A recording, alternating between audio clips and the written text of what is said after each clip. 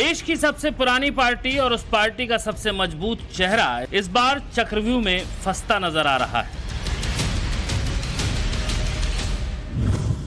एक अदद सुरक्षित सीट की तलाश में वायनाड पहुंचे राहुल के लिए इस बार बड़ी मुश्किलें सामने आ रही हैं।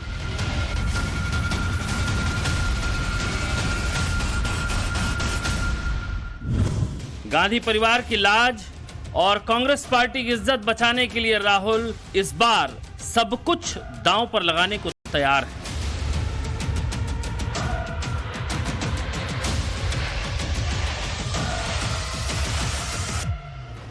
वो तो अच्छा हुआ जो साल 2019 में अमेठी में हार का सामना कर चुके राहुल ने कांग्रेस के लिए सबसे सुरक्षित सीट मानी जाने वाली केरल की वायनाड सीट से जीत दर्ज कर ली और कांग्रेस की आधी इज्जत को बचा लिया।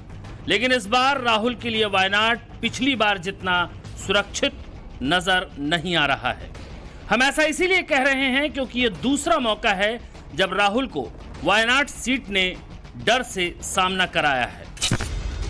राहुल ने जब वायनाड सीट से नामांकन भरा तब इस नॉमिनेशन रैली में राहुल का हौसला बुलंद करने के लिए उनकी बहन प्रियंका गांधी वाड्रा भी शामिल थीं।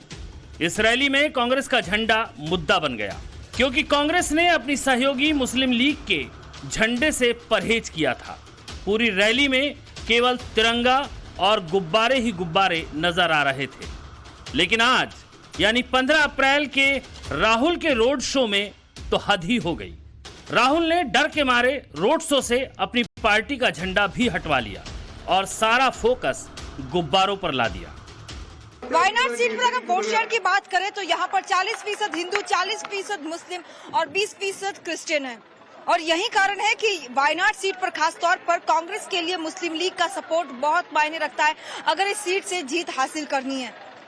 और यही कारण है कि अब जिस तरह का फैसला फ्लैग्स को लेकर लिया गया है वो अब एलडीएफ और साथ ही बीजेपी के हमले पर आ चुका है क्योंकि खुद कांग्रेस भी ये जानती है कि अगर वायनाड सीट पर चुनाव जीतना है तो उसका सीधा सीधा जो सपोर्ट है वो आईयूएमएल यानी मुस्लिम लीग से होना अनिवार्य है। और यही कारण है कि जैसे ही मुस्लिम लीग के झंडे को ना लाना इनको बैकफायर किया वैसे ही अब कांग्रेस ने जो है अपना खुद का फ्लैग भी यहाँ से हटा दिया ताकि किसी तरह से इस मामले को बैलेंस किया जा सके। 3 अप्रैल की तस्वीर ने भी सियासत को जोर पकड़वाया था और आज 15 अप्रैल की तस्वीर ने भी राजनीति गर्म कर दी है। केरल के सीएम पिनरई विजयन ने हमला बोलते हुए कहा कि कांग्रेस का स्तर गिर गया है। बीजेपी के डर से उसने मुस्लिम लीग के झंडे को गायब कर दिया। रोड ഷോയിൽ നടന്നു സ്വാഭാവികമായും അദ്ദേഹത്തെ അനുകൂലിക്കുന്ന ഒരു വിഭാഗം ആളുകൾ അതിൻ്റെ പിന്നാലെ ഉണ്ടാവുകയും ചെയ്തു.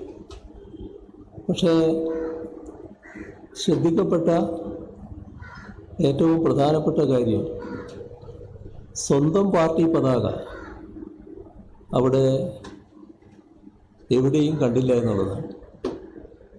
എന്തുകൊണ്ടാണ് അങ്ങനൊരു അവസ്ഥ വരുന്നത്? സ്വന്തം പാർട്ടി പതാക ഉയർത്തിപ്പിടിക്കാൻ പോലും കഴിവില്ലാത്ത പാർട്ടിയായി। तो वहीं मामले को बढ़ता देख केरल कांग्रेस के कार्यवाहक चीफ एमएस हसन ने कहा कि वायनाड लोकसभा क्षेत्र में राहुल गांधी के चुनाव प्रचार के दौरान किसी झंडे का इस्तेमाल नहीं किया जाएगा, लेकिन उन्होंने यह फैसला लेने का कारण बताने से इनकार कर दिया। मुस्लिम लीग के झंडे से बचते बचते राहुल ने कांग्रेस का झंडा भी हाशिए पर ला दिया और इस वजह ने राहुल की सियासत पर बड़े सवाल खड़े कर दिए।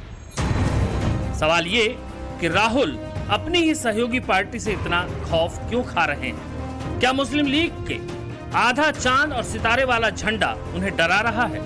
क्या 2019 की तरह राहुल इस बार खुद को टारगेट होने से बचा रहे हैं? साल 2019 में सोशल मीडिया पर पाकिस्तान के झंडे से मेल खाने वाला मुस्लिम लीग का झंडा जबरदस्त ट्रोल हुआ था और बीजेपी ने राहुल गांधी पर जमकर हमला भी बोला था। खासकर बीजेपी के चाणक्य कहे जाने वाले अमित शाह के निशाने पर आ गए थे राहुल। शाह ने यहां तक कह दिया था कि इन झंडों के साथ कोई जुलूस निकालता है तो पता नहीं चलता कि हम भारत में हैं या पाकिस्तान में। कांग्रेस एक ऐसी बिन सांप्रदायिक पार्टी है, केरल में इसके साथ मुस्लिम लीग पार्टनर है और महाराष्ट्र में शिवसेना पार्टनर। मैंने ऐसी बिन सांप्रदायिक पार्टी मेरे जीवन में नहीं देखी। धन्यवाद।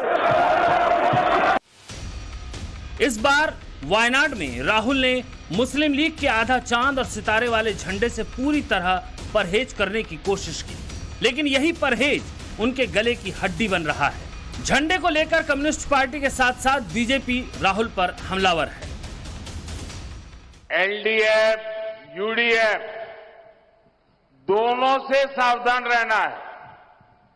केरला में भले ही कांग्रेस पार्टी लेफ्ट के लोगों को आतंकवादी कहती है, लेकिन दिल्ली में ये लोग एक साथ बैठकर चुनावी गठजोड़ करते हैं, एक ही थाली में खाते हैं।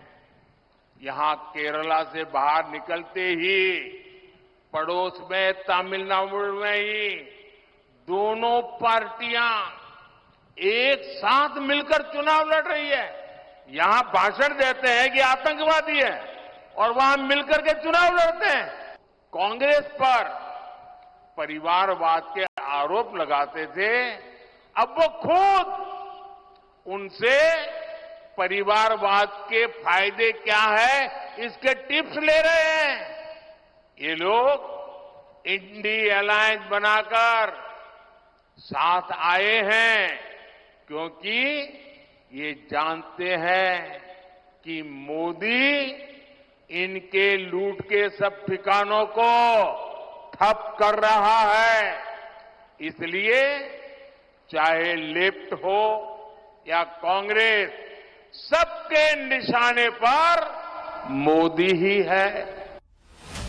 राहुल कम्युनिस्ट पार्टी के हमले से परेशान हुए, बीजेपी के हमलों से परेशान हुए या मुस्लिम लीग की नाराजगी से बचे, झंडे के चक्रू में फंसे राहुल करें तो आखिर क्या करें। सलाह तो राहुल के लिए यही है कि उन्हें अगर वायनाड में विजय हासिल करनी है तो उन्हें अपनी सहयोगी मुस्लिम लीग से डरना होगा। ये डर ही तो है जो राहुल अंतर्राष्ट्रीय मंच पर भी इस मुस्लिम लीग को सेक्युलर का तमगा देने से नहीं चूकते।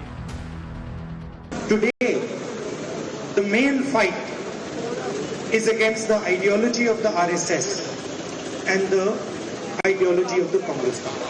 ഇന്ന് ഈ രാജ്യത്ത് നടന്നുകൊണ്ടിരിക്കുന്ന ഏറ്റവും വലിയ പോരാട്ടം എന്ന് പറയുന്നത് दरअसल कांग्रेस के लिए सबसे सुरक्षित मानी जाने वाली वायनाड लोकसभा सीट का जातीय समीकरण ही ऐसा है कि अगर मुस्लिम लीग को नाराज कर दिया तो हार सुनिश्चित है।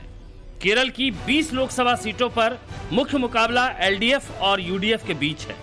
कांग्रेस केरल में यूडीएफ गठबंधन का हिस्सा रही है, जिसमें इंडियन यूनियन मुस्लिम लीग, रिवॉल्यूशनरी सोशलिस्ट पार्टी और केरल कांग्रेस एम शामिल है।